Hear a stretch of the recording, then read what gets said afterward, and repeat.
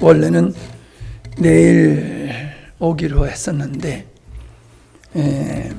용접할 수 있는 목사님들이 많이 오셨어요. 내가 거기서는 최고로 나이가 많은 사람이야.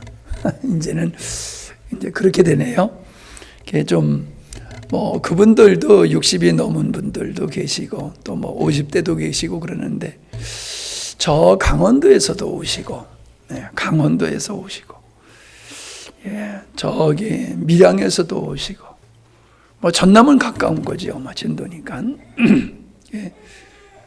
전국에서 목사님들이 오셔서 하루하고 가시고 이틀하고 가시고 그리고 이제 오늘 마무리를 하면은 또 다음 주서부터는 판넬 붙이는 일을 하고 그리고 그 다음 주는 또 내부하고 이제 그렇게 진행이 되어지는데 이제 목사님들이 교회를 몇 개 짓다 보니까는 이제 아주 기술자들이 되셔서 참 잘하세요.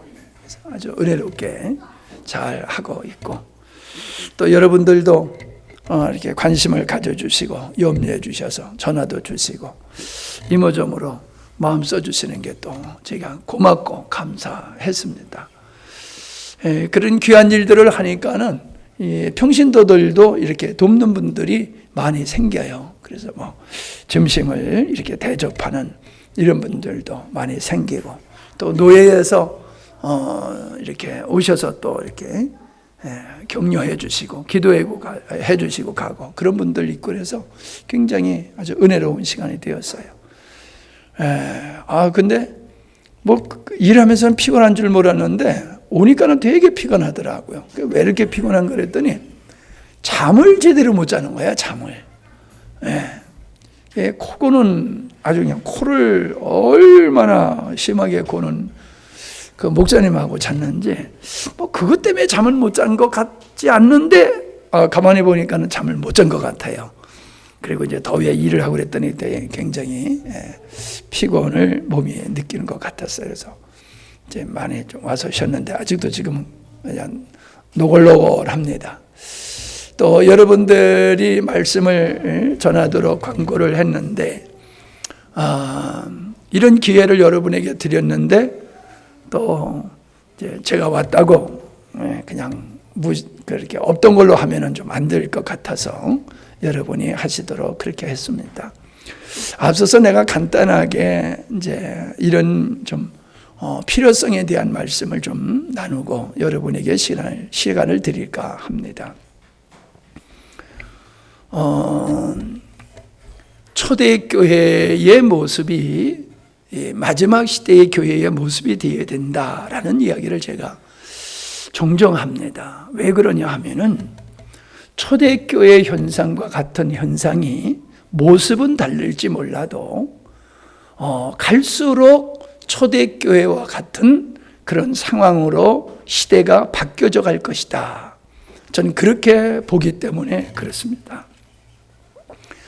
이 초대교회에서는 사도들이 있었고 사도들의 제자들이 속사도고 그 제자들의 제자 이것이 이제 복음이 교회에 전수되어지고 또 전파되어지고 그런 과정으로 오다가 특별한 교회에 지금 제도와 같은 지도자가 있는 게 아니었었지요. 그냥 그 마을에서 그 도시에서 성도들이 그냥 모이는 거예요. 그러면 그 중에 이제 말씀을 잘 증거하시는 이런 은사가 있는 분들이 말씀을 전하고 또 신앙이 좋고 성숙한 그리스도인들이 교회를 돌보고 이제 그런 식으로 교회가 300년 동안 교회가 이렇게 초대교회가 왔지요.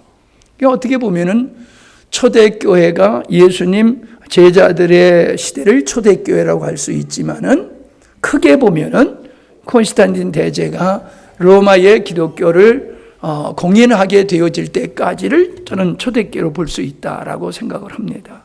근데 그때까지는 예배 형식도 없었고 예배의 어떤 예배당도 없었고 교회에 어떤 제도에 의해서 지도자가 세워지고 그런 것이 아니었었다는 거지요. 자, 그런 상황을 우리가 생각해 보면은 어떻게 그렇게도 교회가 유지될까? 이런 생각을 현대인들은 할 수밖에 없지요. 그게 바로 초대교회의 장점이고 우리가 놓친 것이다라고 하는 거지요.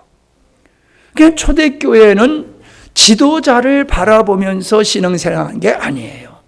성령에 의해서 믿음의 생활을 했다는 거지요.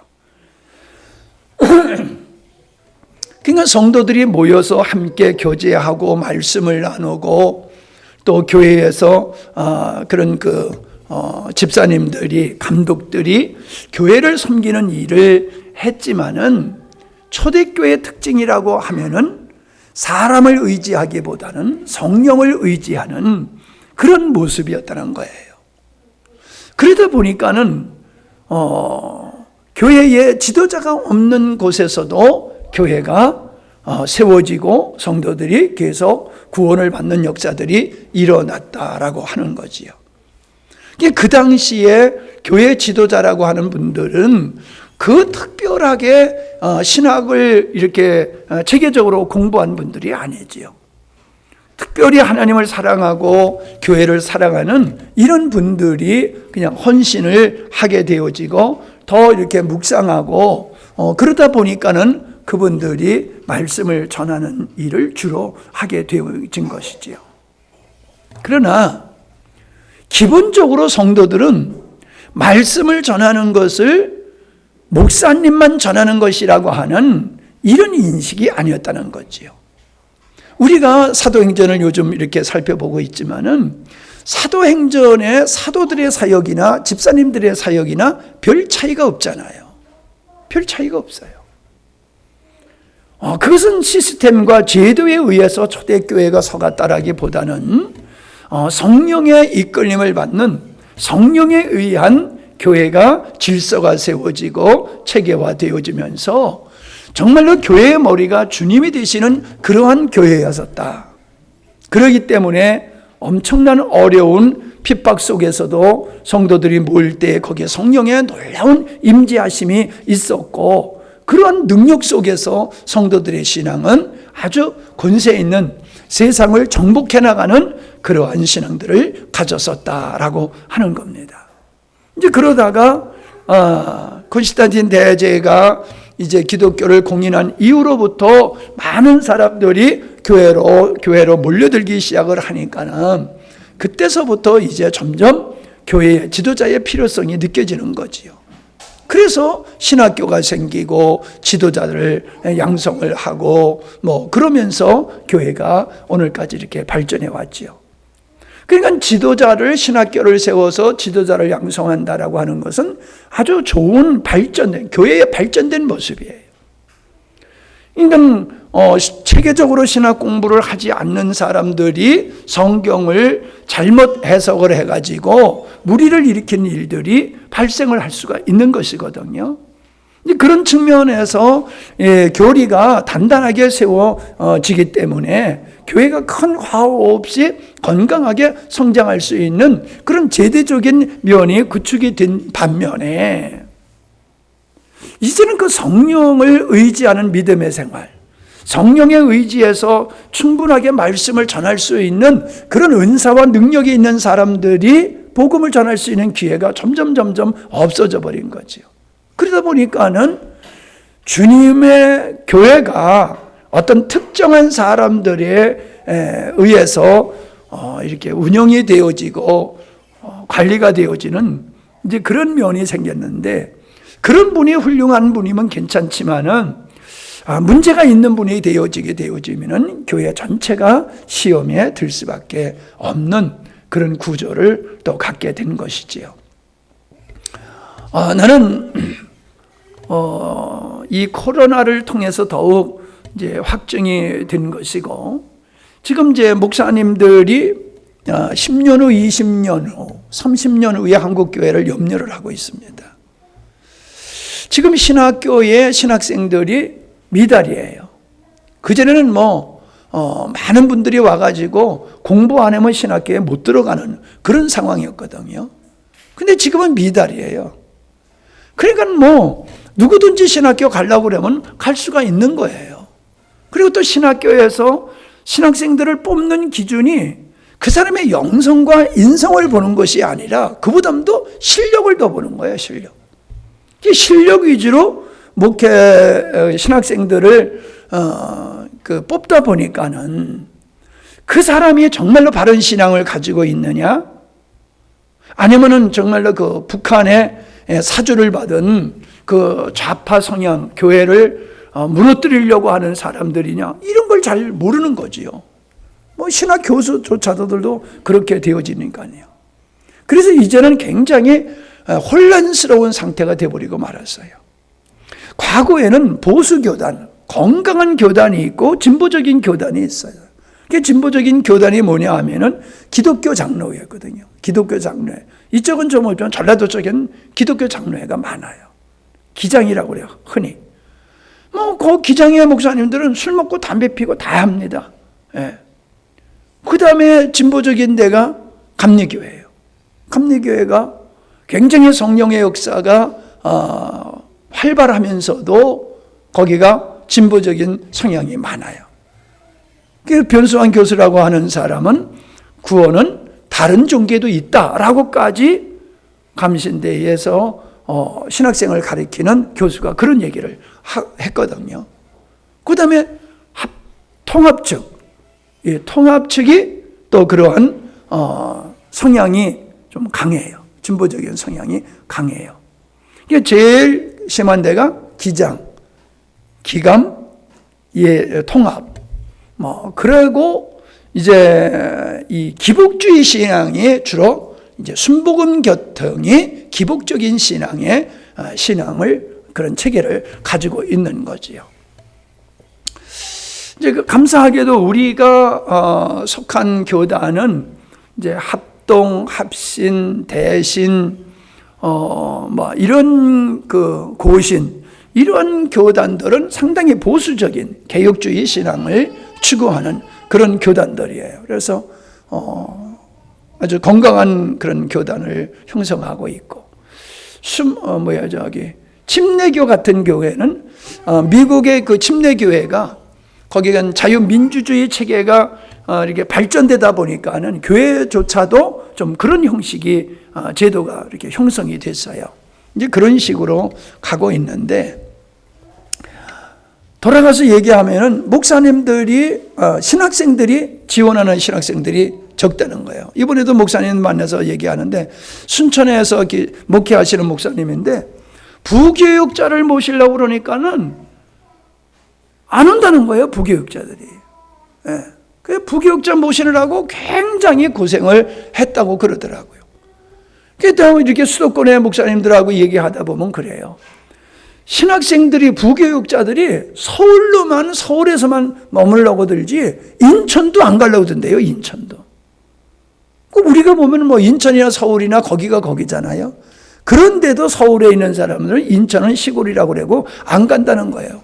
그러니 순천에 누가 오겠어요? 유배지 같이 생각을 하지요.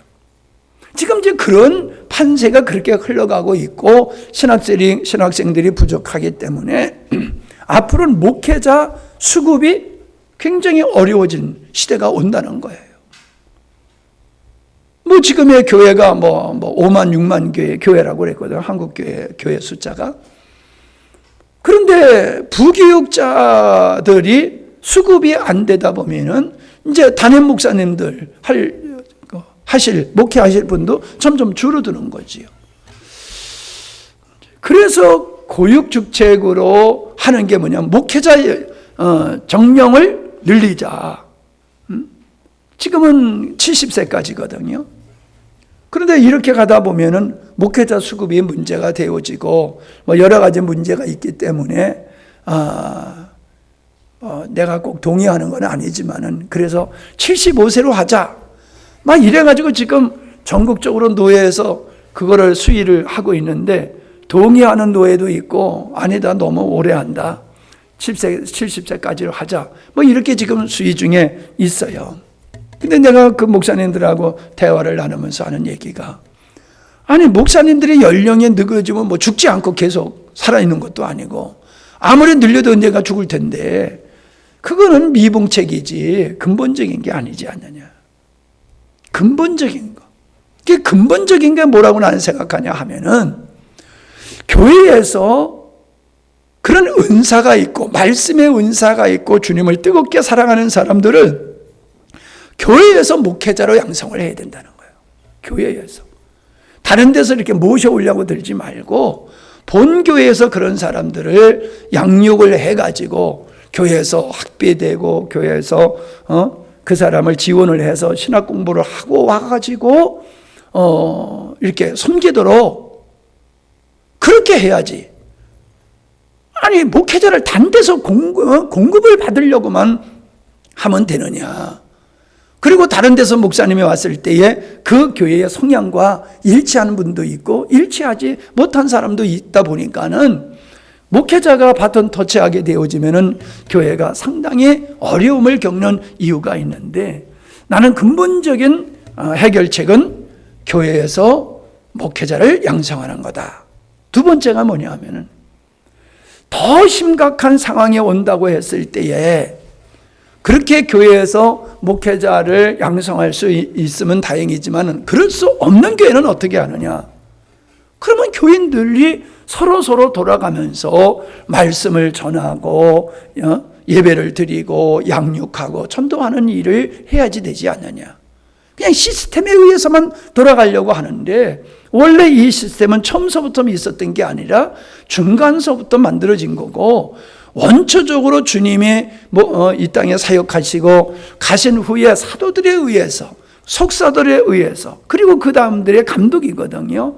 그 감독들에 의해서 교회가 운영되었던, 소위 말해서 자치적으로 교회가 성장했던 이런 모습을 우리가 회복해야 되지 않느냐. 근데 중국교회, 중국 지하교회가 바로 그런 교회잖아요. 북한에도 지금 교회가 있지요. 드러나지 않지만은 지하의 교회가 있어요. 그 지하의 교회의 지도자는 목사님이 아니에요. 그냥 성도들이에요. 중국의 지하의 교회가 그렇게 성장을 폭발적으로 성장할 수 있었던 것도 그냥 은혜 받은 사람이 뜨거운 가슴으로 동네 다니면서 복음을 전하는 이런 일이었고, 이렇게 신학 공부한 사람들이 교회 지도자들이 아니었거든요. 그러니까 여러 가지 문제점도 있었지만은, 그러나 구원의 역사가 중국의 많은 영혼들을 구원하게 하는 이런 역사가 있었다라고 하는 겁니다. 이런 측면에서 우리는 신앙의 어떤 그 체질을 바꿔야 된다는 거예요. 목회자 위주로 신앙생활을 하지 말고 독립적인 신앙생활, 나 홀로 쓸 수 있는 이런 믿음의 체계.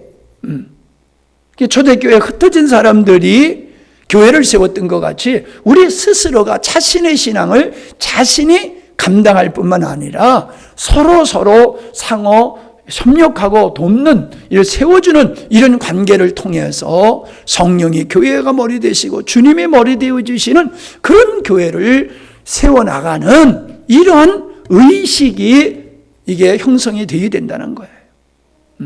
목사님만 설교하는 거, 우리는 그냥 가서 예배 시간에 말씀만 들으면 되는 거, 이거 타파해야 된다는 거예요. 이거 깨야 된다는 거예요. 이거 깨지지 아니하면은 우리의 신앙의 체계가 이 제도적인 체계로 굳어지기 때문에 성령께서 각자에게 역사하시는 그 성령의 역사를 이렇게 누리기가 힘들다는 거예요.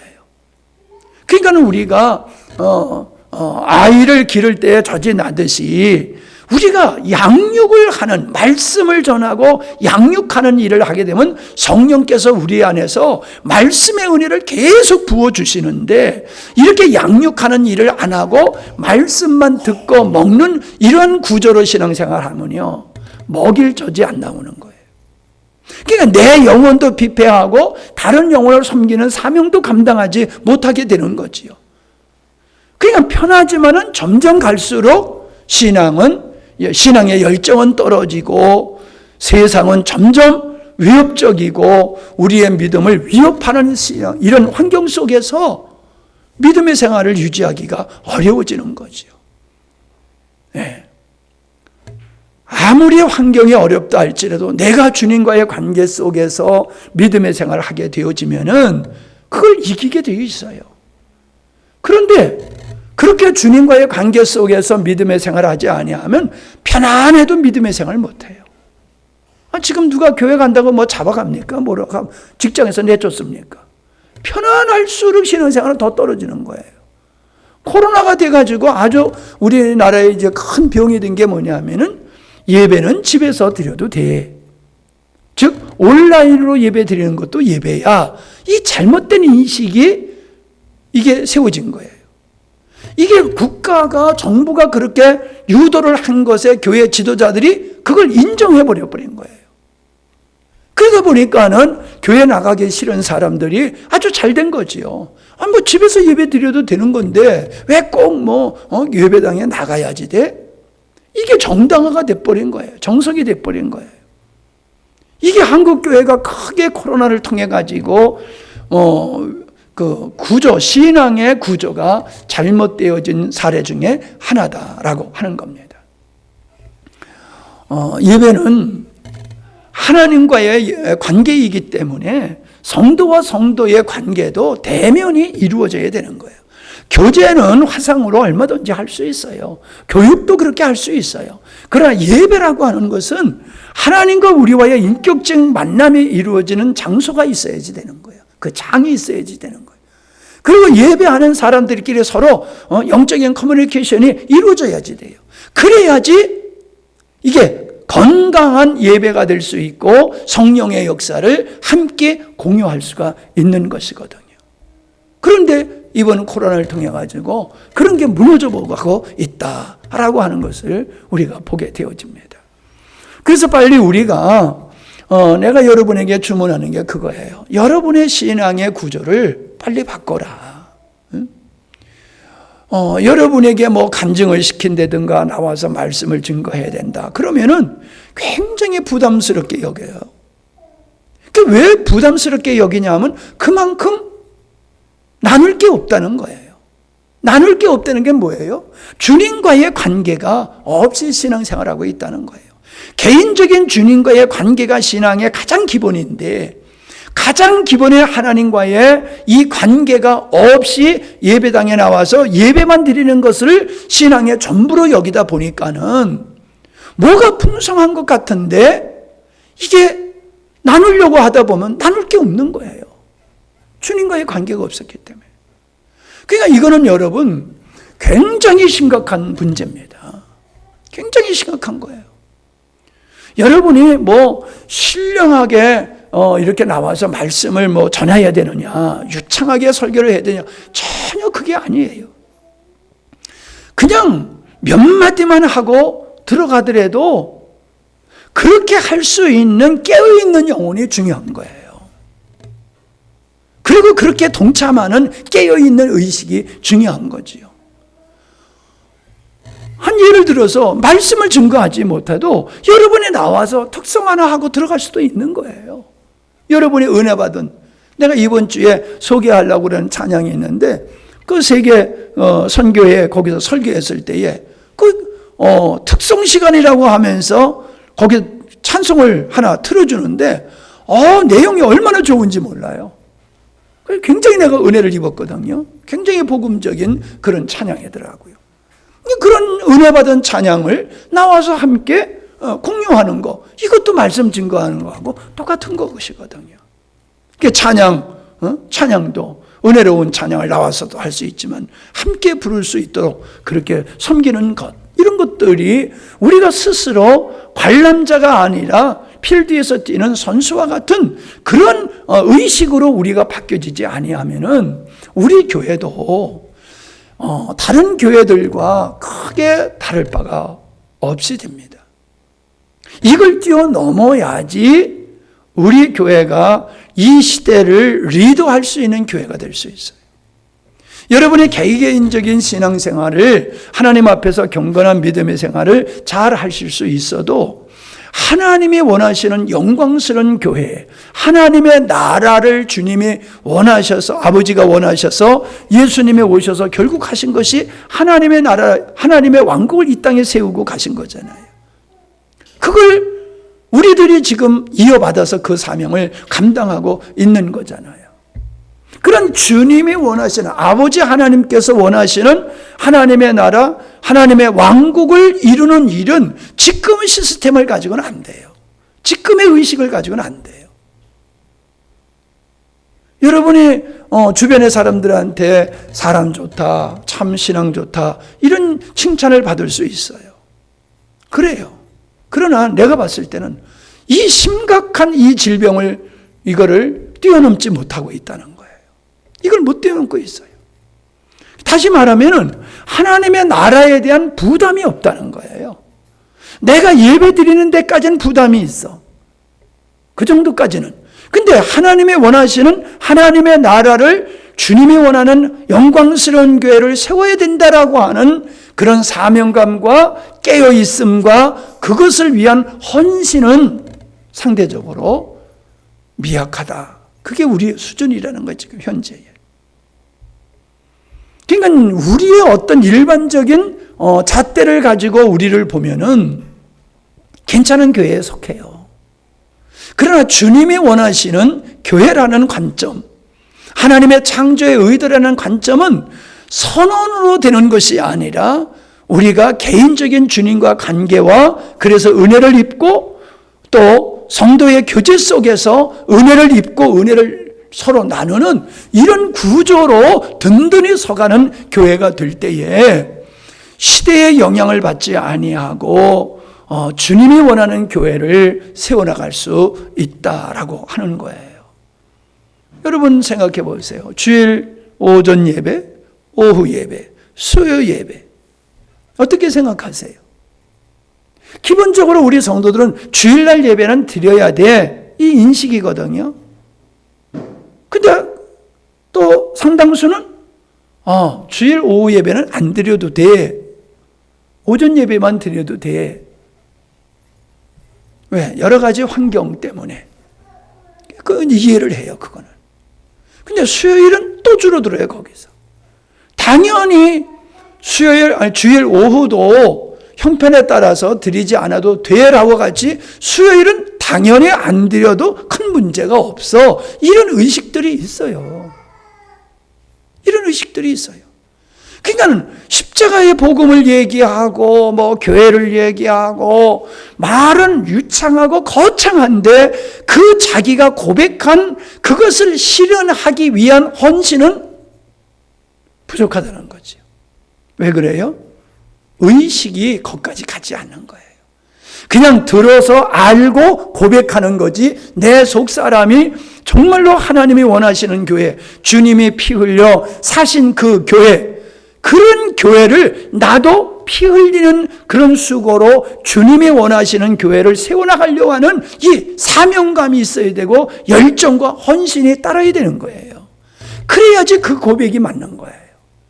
고백은 복음을 다 깨달은 사람과 같이 얘기를 하는데 삶 속에서는 하나님의 나라에 대한 부담이 없다. 그건 쩔뚝발이 신앙이에요. 그건 바른 신앙이 아니에요. 그러니까 여러분, 다가 이렇게 되기는 사실 기대하기는 어렵지요.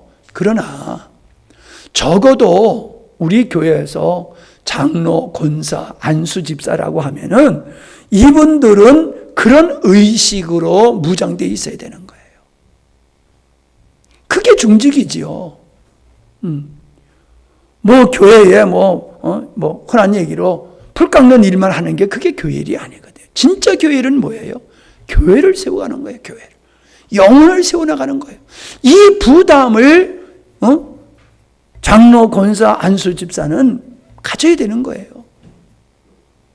여러분, 이게 목사님의 잔소리로 받아들여지면 참 안 되지요. 여러분도 그러한 마음이, 그러한 영적인 부담이 여러분 안에 생기도록, 가질 수 있도록 기도하셔야 돼요. 그리고 애를 쓰셔야 돼요. 그러다 보면 성령께서 여러분 안에서 역사하실 줄 믿습니다. 지금 41분인데 9시까지 한 5분씩 하면은 한 4분 정도 될 것 같습니다. 뭐 5분도 좋고 3분도 좋고 좋습니다. 네, 준비한 대로 나오셔서 말씀을 나누십시다.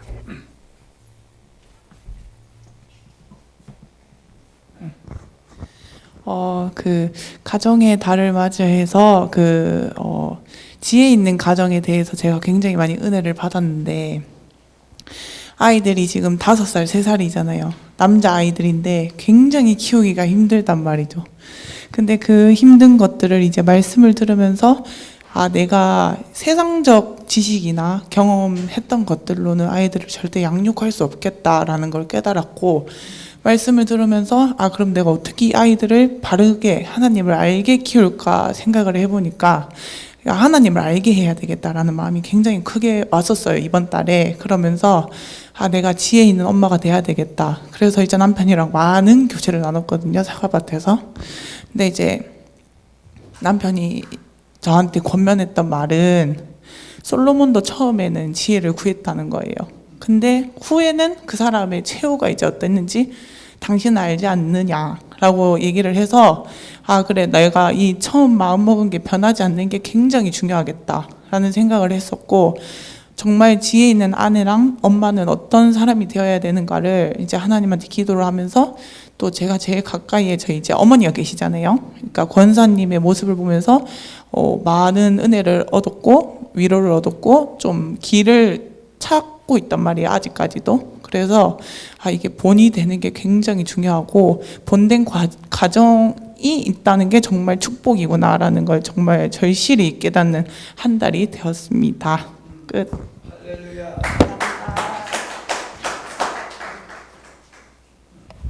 네, 안녕하세요. 네, 일단 많이 아시겠지만 저희 부부는 좀 자주 싸웁니다. 보통 싸우는 사이클이 있는데, 보통 좀 은혜 많이 받기 전에 많이 싸웁니다. 보통 화요일 저녁에서부터 수요일 예배 오기 전에 그 중에 한번 싸우기도 하고, 아니면 토요일이나 일요일 이제 예배 드리러 오기 전에 한 번씩 꼭 다툼이 일어나면 꼭 그 시간에 싸우게 되더라고요.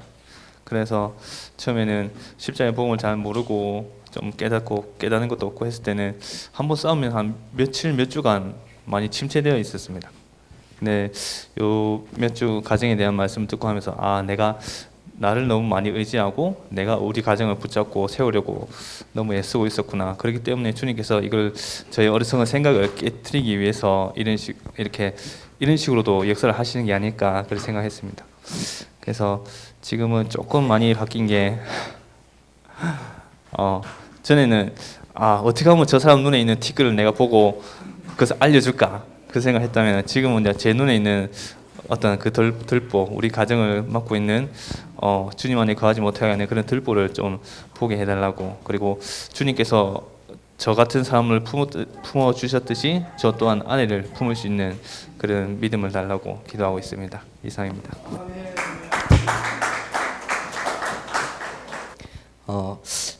저는 이번에 이제 말씀을 들으면서 그런 생각을 해봤어요. 하나님께서 목사님을 통하여서 하시는 말씀을 내가 얼마나 순종하면서 삶을 살아가고 있는가, 과연 몇 프로나 삶을 살아가고 있는가라는 생각을 하고, 가정의 달 이제 설교를 들으면서 정말 한 주에 하나씩이라도 순종해서 내가 이 삶을 살아가 보자라는 생각을 했고, 또 그렇게 살아봤거든요. 그랬더니 가정이 일단은 행복해지더라고요. 그리고 먼저는 제가 행복해지더라고요.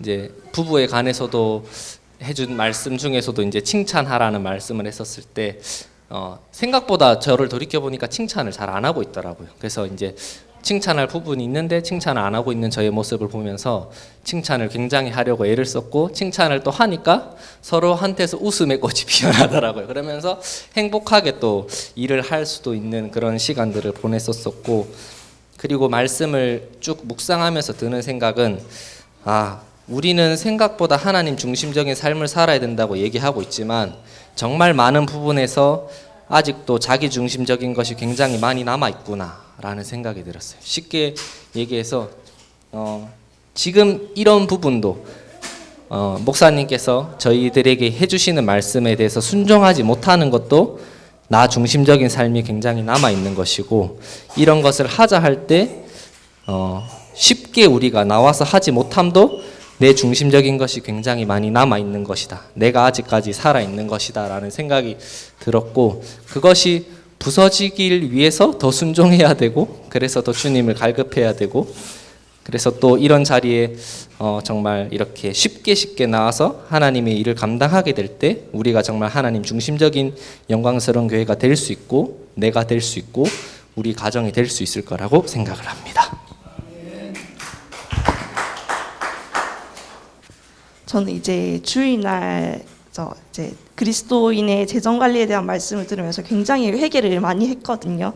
이제 이 말씀 듣기 전에도 제가 이제 재테크나 이런 데 관심이 있어서 책을 한 권 읽은 게 있는데, 그게 뭐냐면 이제 짠테크라는 책이거든요. 짠테크가 뭐냐면 이제 짠순이 짠돌이 재테크라 해서 최대한 지출을 줄이고 저축률을 높여가지고 하는 재테크를 이제 짠테크라 하는데, 그 책을 읽으면서 이제 그 책의 저자가 하는 말이, 사람들이 짠테크라 하면은 굉장히 스크루지처럼 막 돈을 아끼고 막 굉장히 꼴보기 싫은 모습을 생각을 하는데, 사실 짠테크는 내가 돈을 모으는 것을 먼저 결정하는 것보다 내가 돈을 어느 곳에 사용할지를 먼저 결정하는 게 재테크다라면서, 자기는 돈을 자기는 이제 많이 절약하고 아끼곤 하지만은 자기가 좋아하는 일, 자기 자신의 비전을 위한 일에는 돈을 아끼지 않고 그런 데에서는 아까워하지 않는다고 하더라고요.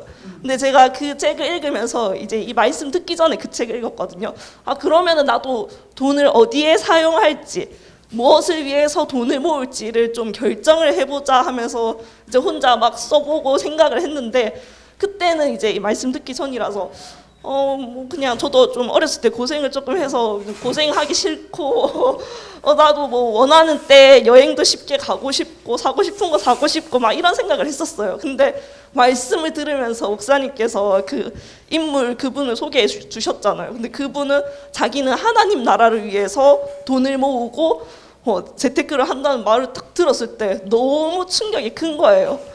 내가 그 전에 재테크에 관해서 돈에 관해서 생각했을 때는 나는 나 자신을 위한 목적만을 생각을 했었단 말이에요. 근데 그 말씀을 들으면서 내가 정말 하나님 사랑해요, 하나님 나라를 위해서 일하고 싶어요, 입술로는 고백하지만 내 생각은 거기까지 가지 못했구나라는 생각이 들면서, 저는 돈의 노예가 아니라고 생각했거든요.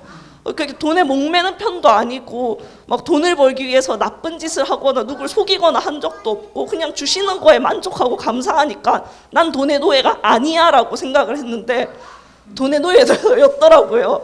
돈을 생각하면서 하나님을 생각하지 못하고 나 자신을 먼저 생각하는 게 내가 돈의 노예였었구나라는 생각을 하면서 굉장히 반성을 하고 주님 앞에서 회개 기도를 하면서, 그 말씀을 듣고 나서 이 책을 다시 한번 봤는데 굉장히 다르게 보이더라고요.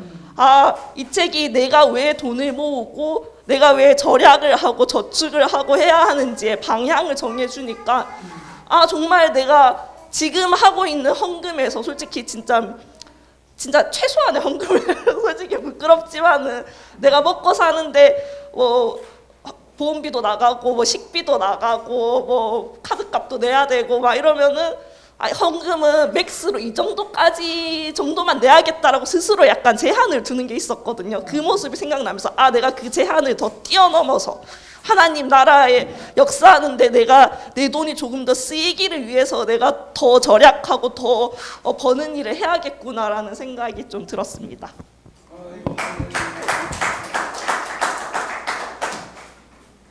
다소 준비되지 않았는데 급작스럽게 하게 됐습니다.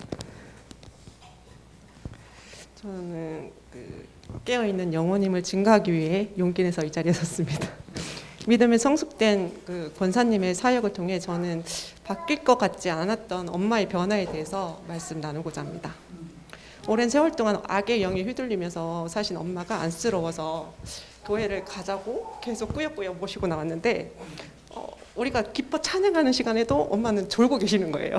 그래서 그 답답함이 너무 해소되지 않아가지고 그냥 그런 마음이 가지고 있었는데 권사님이 한 번 엄마와의 교제를 가지고 싶다고 말씀하셔서 그 교제를 한 번 함으로 인해서 엄마가 갑자기 변하는 거예요. 기존에 있던 뭐 이렇게 염주나 이런 거 다 버리게 되고 그리고 교회를 한번 나와보자, 믿어보자 이렇게 말씀을 하시더라고요. 정말 이걸 믿고 나갔을 때 정말 이루어지는구나. 그걸 확신을 하게 되는 것 같았습니다. 그러니까 여지껏 진짜 기가 얇아서 많은 종교를 기웃거리고 막 이렇게 엄마의 그 혼란한 심령의 모습을 보며 답답했어요, 많이. 근데 지금은 이제 저번 주에는 먼저 챙겨서 나오셔가지고 기다리고 계시고 교회 가시자고 말씀해 주셔서 정말 너무 기뻤습니다. 그래서 진정으로 믿음에 성숙된 자의 권면이 얼마나 소중하고 중요하다는 걸 알게 되었습니다. 믿는 자들이 정말 성령 담는 항아리가 불완전한 우리 믿는 자들은 자신도 모르는 사이에 성령이 줄줄 세워 나간다는 걸 한순간 느끼는 때가 있는 것 같아요. 그게 정말 성령이 소멸되고 그거를 경험하게 되는 것 같습니다. 성령이 소멸하게 되면 악의 영이 우리의 삶을 지배하기 시작하여서 하나님이 보이지 않게 되고 자신을 위해 살게 되고 죄를 짓게 되는 것 같습니다. 마치 습관을 따라서 목사님 말씀하신 것처럼 신앙생활을 하면서 자신은 은혜 가운데 있다 착각하고 정체되어 있는 우리의 모습도 거기에 속할 수 있다고 생각했습니다.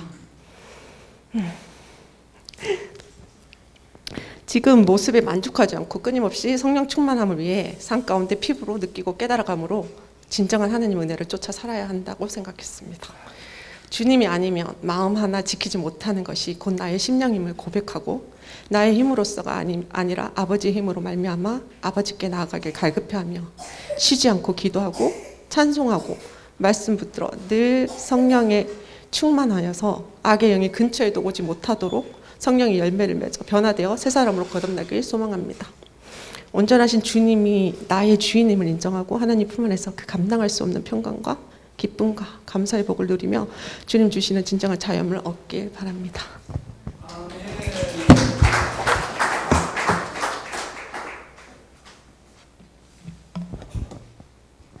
요즘에 이제 안녕하세요. 저는 요즘에 가짜 감정 이제 교제를 나누고 있는데 이제 아이들이 이제 2살, 4살이다 보니까 이제 양육관으로 좀 많이 그런 생각의 차이로 많이 부딪히고 막 이제 싸우고 막 그런 부분이 되게 많았었거든요. 근데 이제 그러면서 되게 제가 남편의 건의에 되게 도전을 하는 것 같아가지고 그러니까 그러면 안 된다 이제 그러면서 이제 많이 이제 교제를 통해서 많이 또 깨닫고 너무 제가 이 책도 읽으면서 이제 너무 책의 일부분을 제가 이제 말씀을 드릴게요. 그래 나는 그러니까 불완전하다. 인간은 불완전하다. 부모도 불완전하다. 나도 불완전하다. 너도 불완전하다. 우리 모두 인간으로서 불완전한 작은 존재이다. 근데 이제 그 큰 존재로 생각을 하고 자꾸 내 자존심을 세우고 이렇게 하면서 이제 남편에게 이제 좀 이렇게 가르치려고 했던 그런 모습이 있었는데 그러면서 이제 저의 부족한 부분을 이제 좀 결혼으로 좀 충족하려고 했던 그런 자기의 욕구라고 해서 그런 좀 많이 그런 부분에 있어서 좀 많이 공감을 하면서 저도 이제 배우자에게 그런 것을 좀 채우려고 많이 했었던 것 같아요. 그래가지고 그러니까 그런 만큼 이제 또 기대도 크고 기대가 큰 만큼 또 실망도 컸던 부분이 있었고 또 인정받고 싶고 또 내가 큰 존재라고 또 교만하게 너무 생각을 했었어요. 근데 이제 그러다 보니까 자연스럽게 또 불평 불만이 또 생기게 되고 그러면서 또 늘 제가 이제 이 책을 읽으면서 굉장히 좀 은혜를 받고 있는데 제가 이제 늘 실패하지 않을 수는 없지만은 제가 바르게 깨달으면서 너무 제가 자기 중심적이었다는 것을 좀 많이 느끼면서 제 자신을 정확하게 돌아보는 그런 시간들이 되는 것 같아서 너무 감사하게 생각을 하고 사람의 그 기질과 성향이 단번에 바뀌기는 쉽지가 않지만은 저는 이제 요즘에 이제 그 삶으로 이제 조금씩 이제 나타내고 있는 게 제가 좀 많이 무뚝뚝하다 보니까 좀 남편에게 좀 이렇게 상냥하게 좀 이렇게 요즘에 이렇게 얘기를 하고 있어요.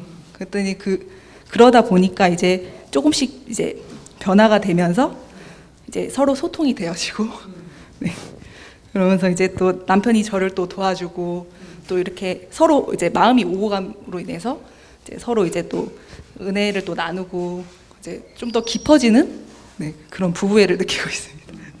네, 그래서 제가 이제 그래서 이제 제가 남편이 싫어하는 그런 부분들도 막 인식하게 되고 이제 뭐 조심하게 되고 네, 그러면서 이제 배려하게 되어져서 아 이게 진정한 이제 작은 천국이구나 가정에서 네, 그런 것을 좀 많이 느끼면서 주님의 은혜를 많이 느끼고 정말 이제 주님이 저희 가정을 사랑하시는구나 네, 그런 것을 많이 깨닫게 되는 그런 귀한 시간들이 되는 것 같은데 그래서 이제 주님이 주시는 그 평안함을 느끼면서 이제 주님께 먼저 기도드리게 되고 이제 주님 중심으로 이제 저희 가정이 자꾸 바뀌어 가더라고요.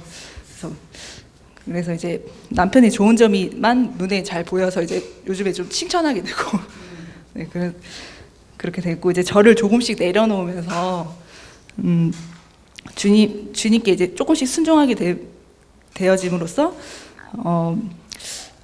이제 남편에게 좀 더 이제 애정어린 관심이 가더라고요. 네, 그러면서 이제 항상 이제 주님을 놓치지 않고 주님 이름 부르면서 이제 주님 안에서 아름다운 가정이 세워질 수 있도록 네, 늘 이제 놓치지 않아야 되겠다 네, 네, 생각하게 되었습니다. 감사합니다.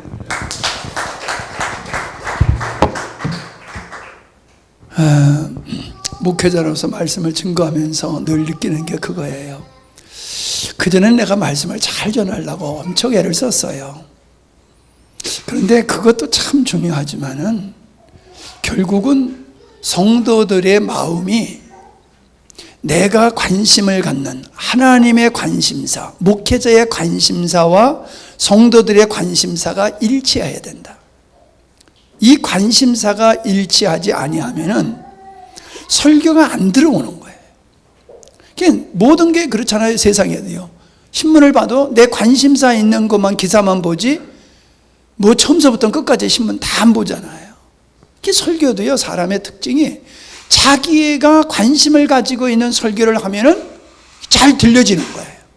근데 자기가 관심을 안 갖는 그런 분야의 설교를 하면은 안 들려지는 거예요. 그러니까는 설교도 잘해야지만은 여러분이 하나님의 관점에서, 목사님이 어느 관점에서 이 말씀을 주시느냐, 내게 관심이 없다 할지라도 지금 목사님께서 기도하시면서 저 말씀을 준비하셨는데 하시고 전하시는데, 그러면 지금 목사님이 어느 관점에서 말씀을 전하시는 거야? 무엇을 지금 우리에게 전하고 싶어서 저런 말씀을 하시는 거야? 이거에 관심을 가지면 들리게 돼 있어요. 근데 그게 없으면요, 그냥 소리만 듣는 거지요. 그리고 전혀 영혼의 울림이 되지를 않는 것이다 하는 거지요. 그리고 헌신이죠. 뭐 헌신한다고 해서 뭐 예배당 청소하고 뭐 풀 깎고 이런 헌신이 아니라 주님이 원하시는 일에 헌신하는 거. 주님의 일에 헌신하는 게 이게 내 마음속에 비전이 같아야지 헌신이 돼요. 이번에도 이 집을 예배당을 짓는 일이지만은 거기는 진짜 뭐 여러분 건축을 다 경험이 있지만은 기술자도 필요하지만은 옆에서 도와주는 사람도 필요하거든요. 뭐 가져오라고 그러면 가져오고 잡아달라고 그러면 잡아주고, 그 기술자 한몫하는 거거든요. 그것도 누구든지 와서 봉사할 수 있는데 와서 봉사하는 사람은 정해져 있어요. 어떤 사람? 거기에 관심 있는 사람, 비전이 있는 사람, 그런 사람만 모이지 그런 관심과 비전이 없는 사람은 안 와요. 오지를 않아요. 그래서 이거는 뭐 개인적으로도 그렇고 교회적으로도 그렇고 우리 성도들이 주님의 마음을 우리 마음에 같은 비전으로 삼고 으쌰 하면은 이게 모든 그 분위기가 그쪽으로 이렇게 흘러가기 때문에 쉽게 어떤 일들을 협력해서 하게 돼요. 근데 내가 관심이 없으니까는 자꾸 뒤로 물러서다 보면 저 사람도 물러서고 이렇게 물러서다 보면은 관심 있는 사람만 하고 관심 있는 사람만 하다 보니까 지쳐버리는 거예요. 당연히 할 일이지만은 이게 지치는 거예요. 옆에서 으쌰으쌰 하면은 하는 사람도 힘이 나요. 근데 옆에서 자꾸 그냥 관심 없이 외면하게 되면 열심을 내던 사람도 힘들어지게 되어지는 거거든요. 나는 여러분에게 이 세 가지를 좀 결론적으로 말씀을 드리고 싶어요. 첫째가 뭐냐면 교제를 해라. 교제. 누구와의 교제? 하나님과 형제와의 교제. 십자가지요. 수직적인 교제, 수평적인 교제가 반드시 있어야 됩니다. 이거 없으면은 신앙이 성장하지 못하고 성장해도 건강하게 성장할 수가 없어요. 반드시 영적인 것은, 인격적인 것은 교제를 통해서 되는 거다. 학습을 통해서 되는 게 아니에요. 교제를 통해서, 인격적인 교제. 예. 그러니까 어머니를 우리 권사님이 가서 만나다 보니까는 그게 교제잖아요. 그 교제가 무슨 교제예요? 영적인 교제거든요. 인격적인 교제. 그러니까 목사님이 하는 얘기가 은혜가 될 수도 있고 성도들이 얘기했을 때 더 은혜가 되는 수도 있고 그래요. 반드시 이 교제가 있어야 돼요. 두 번째는 공부를 해야 돼요. 나는 공부하고는 상관이 없어. 이렇게 생각을 하시게 되는데 그럴 수가 있는데 그러면은 그 사람은요 성장이 멈추는 거예요. 어떤 성장? 정신적인 성장이 멈춰요. 정신적인 성장. 사람은 육적인 성장은요 23살 전후면은 이제 성장이 멈추는 거예요. 육체적인 성장은. 근데 정신적인 성장은요 끊임없어요. 정신적인 성장은 끊임없어요. 근데 이 정신적인 성장은 가만히 있다고 되는 게 아니거든요. 공부를 해야 돼요. 그러니까 전문적인, 지금 우리가 추천을 해가지고 이 가짜 감정에 관한 책을 지금 읽으면서 교제를 나누고 계시단 말이에요.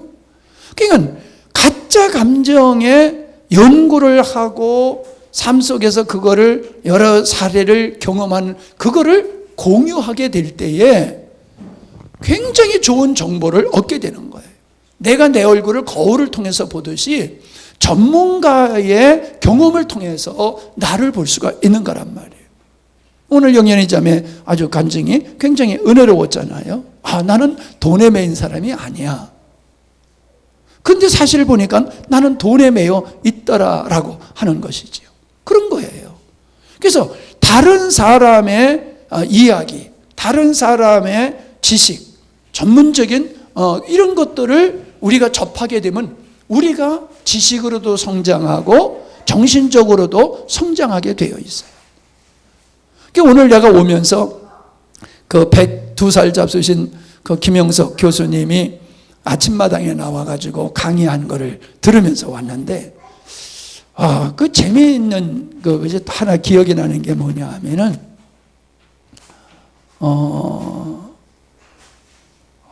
뭐라 그래, 잘 사는 돼지라고 그랬던가? 잘 사는 돼지? 돼지는 확실한데 앞에 게 헷갈리는데, 이게 그거예요. 사람들이 내가 돈이 많아. 그래서 이것도 하고 싶은 거 다 해. 부러울 게 없어. 다 해.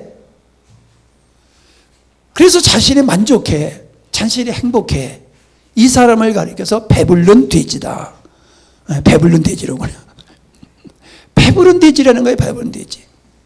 배는 불러. 그냥 만족해. 근데 수준이 돼지라는 거예요. 이해가 되시지요? 수준은 돼지야. 배는 부르는데. 여러분, 배부르는 돼지보다는 배고픈 소크라테스가 낫다는 거예요. 배고픈 소크라테스. 왜? 소크라테스는 정신적으로 계속해서 이 발전되는 것을 의미를 한단 말이에요. 그러니까 대부분 교인들이 일반 사람보다 똑똑해요. 판단력이 있고요. 삶의 수준이 있어요. 왜요? 계속 설교를 듣잖아요. 빠져나가는 건 있어도 그래도 계속 듣잖아요. 그리고 다양한 사람을 만나잖아요. 일반적인 사람들은 직장 사람이나 자기가 좋아하는 사람만 만나지 그 외 사람은 안 만나잖아요.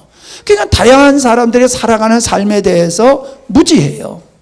그래서 자기들이 살아가는 게 전부라고 착각하는 거지요. 근데 교인들은 안 그래요. 서로 보면서 거울이 되어지고 지혜를 얻고 그래서 발전돼요. 예수 믿는 사람이 말 잘한다는 얘기가 말 잘할 수밖에 없지요. 왜? 보고 들은 게 많으니까. 근데 일반적인 사람들은요, 보고 듣는 게 없어요. 책이라고 하는 건 완전히 담쌓고 보지도 않잖아요. 보편적으로. 그러니까는 그분들은 그냥 배부른 돼지의 삶을 추구하는 거지요. 저는 여러분들에게 끊임없이 책을 읽으라고 권면하고 싶어요. 책을, 여러분 젊잖아요. 예? 여러분 젊잖아요. 그러니까 여러분들은 다양한 책을 좀 읽으세요. 영적인 책도 있지, 엄마들은 유아에 관한 책을, 전문가들의 책을 이렇게 읽으란 말이죠. 예? 왜 2030 세대의 생각과 40, 50 세대의 생각이 다르고 60, 70의 생각이 다릅니까? 왜 할머니, 할아버지, 아빠, 엄마와 손주들의 생각이 왜 다릅니까? 공유가 없어서 그래요. 공유함이. 그러니까 여러분들 꼭 그런 그 전문적인 서적을 늘 여러분이 좀 읽으면 좋겠다. 그래야지 여러분이 성숙한 그리스도인이 되고 인생이 될 수가 있는 거예요. 그리고 세 번째는 뭐냐면은 훌륭한 분들의 간증이나 글을 여러분이 요즘 유튜브가 얼마나 좋은 게 많이 나옵니까? 오늘도 내가 그 김영석 교수의 얘기를 이렇게 들으면서 많은 감동을 받고 동의를 하고 은혜가 됐어요. 이분은 신앙인이더라고요. 네, 신앙인이에요. 훌륭한 분이더라고요. 그분의 간증, 여러 간증을 이렇게 들어볼 때 자기는 총장을 해러 오라고 그러면 안 간대요. 총장 해러 오라고 그러면 안 간다고. 근데 와서 애들 가르치라 그러면 간다는 거예요. 자기는 명예를 추구하는 사람이 아니라는 거죠. 아이들을 가르쳐서 인재를 만들어서 나라와 민족을 위하여 헌신할 수 있는 인재들을 만드는 것이 내 사명이지 대학 총장 되는 게 내 목적이 아니라는 거예요. 그분이 어느 대학에서 상을 준다고 그러는데 자기는 그걸 거절했대요. 아니, 난 상 받을 짓을 한 게 없다고. 근데 한 가지는 있다고. 오래 사시느라고 고생하셨다고. 고생하신 상을 준다 그러면 난 그건 받겠다고. 고생 많이 하셨습니다 하는 상은 내가 받을 수 있지만 내가 인생을 살아오면서 이것저것 한 거 그거를 상 준다는 건 난 그건 안 받겠다고. 난 받을 자격이 없다고. 얼마나 훌륭합니까? 이런 훌륭한 사람들의 간증과 책을 읽게 되어지면요, 성숙되어지는 거예요. 생각과 의식과 가치관이 성숙되는 거예요. 제가 조금 전에도 얘기했지만은 여러분의 의식이 바뀌어져야 된다는 말은 다시 얘기하면 가치관이 바뀌어져야 된다는 거예요. 돈에 대한 가치관이 지난주 설교를 통해서 여러분 많이 바뀌었나 봐요. 그렇게 바뀌어져야 되는 거예요, 성경적으로. 그래야지 우리가 성숙한 그리스도인이 되어서 하나님이 원하시는 삶을 살아낼 수 있는 거지, 우리가 속된 말로 무식해가지고는요 안 돼요. 믿습니다만 가지고 되는 게 아닙니다. 절대로 신앙은 믿습니다 가지고 되는 게 아니에요. 뭘 믿냐는 거지요. 예. 그러니까 그런 부분을 여러분이 스스로 개발하세요. 개발하세요. 아, 이제 나도 얼마 안 남았잖아. 예? 예. 나도 이제 얼마 안 남았잖아요. 같은 얘기만 계속하다가 끝나면 재미없잖아요. 여러분이 성숙되고 여러분이 변화되고, 그래서 주님이 나에게 보여준 그 교회의 이상의 그 교회가 이루어지는 걸 볼 때에 내가 은퇴를 하더라도 보람 있고 재미있을 거 아니에요. 근데 짓다마는 집이 돼버리면 어떻겠어요, 기분이? 집을 지으면 완성해야지. 김경식 집사는 집 지다가 90%만 지어놓고 나 잘 지었다 이럴 수 없잖아요. 100% 완성해야지. 그러니까 주님이 원하는 영광스러운 교회를 나는 최종적으로 바라는 거예요. 일반적으로는 어딜 가도 여러분 칭찬받을 수 있어요. 그러나 주님이 원하시는 그런 측면에서 봤을 때에는 우리는 아직 영광스러운 교회를 완성하지 못하고 있어요. 여러분의 의식이 거기에 가야 돼요. 그게 사명감이 되어야 되고, 이걸 위해서 여러분은 모든 걸 헌신하고자 하는 결단을 가지고 나갈 때에, 그리고 하나가 될 때에 하나님께서는 놀라운 역사를 이루실 줄 믿습니다. 하나님 감사합니다. 이 한밤에도 피곤한 육체를 이끌고 와서 하나님을 찬양하며 말씀을 묵상하고 나누는 은혜의 시간으로 주심 감사합니다. 성령의 스승이 되셔서 우리를 가르치시고 주 안에서 승리하여 하나님의 기쁨이 될 수 있는 그런 인생들이 되게 해주시고 그로 인하여서 우리 개인의 삶과 우리의 가정이 하나님의 말씀의 토대 위에 온전히 서지는 놀라운 축복으로 결실되게 하여 주시옵소서. 사모하는 마음을 주시고 목마름을 주시어서 세상에 안주하지 않게 하시고 힘써해서 주를 향하여 달려나가게 해주시며 비전에 사로잡혀서 저들의 시간과 물질과 인생을 정말로 허탄한 데 쏟아붓지 않게 하시고 후회함 없는 하나님의 영원한 곳에 헌신할 수 있는 우리의 삶들이 되게 해 주시옵소서. 예수님의 이름으로 기도하옵나이다. 아멘.